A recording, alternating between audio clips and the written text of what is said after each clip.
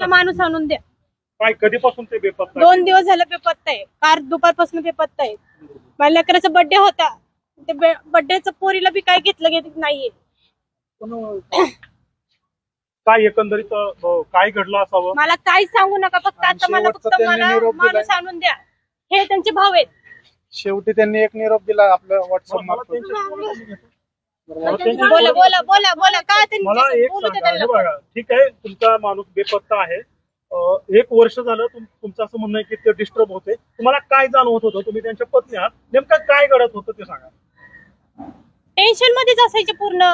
घरी व्यवस्थित बोलत नव्हती, काय नव्हतं. नाही भाऊ आहे त्यांचा. भाऊ आहे, बोलणार आहे, आम्ही एकत्रच राहतोय ना. त्यांना पण माहिती ना. ते काहीच बोलत नव्हते घरात. काल काय घडलं नेमकं? काहीच काय घडलं नाही. टेन्शन मध्येच होते. मला फक्त म्हणले की मला खूप टेन्शन आलेलं आहे. मी बाहेर चाललोय, आत्महत्या करायला चाललोय. मला काहीच बोलू नका. मला ढकलून दिलं.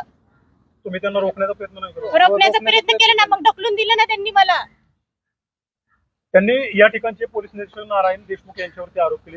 त्यांना त्रास होतो या संदर्भात काही सविस्तर तुमच्याशी त्यांच्यामुळे त्रास होतोय त्यांना. अरे काय बोलणं झालं होतं का? काहीतरी पत्नीला सांगितलं असेल ना, काय त्रास होतोय, काय होतोय? आम्ही विचारलं पण नाही. ते खूप टेन्शन मध्ये होते. एवढ्या टेन्शन मध्ये बोलण्याच्या ह्याच्यात पण नव्हते. ते एकाच ह्याच्यात होते. फक्त मला त्रास होते फक्त म्हणून. तुम्ही काय नातेवाईकांचा शोध वगैरे तुम्ही घेतला काल? भरपूर जणांचा शोध घेतलाय, कुणाकडेच नाहीये. माणूस नाहीच माझा.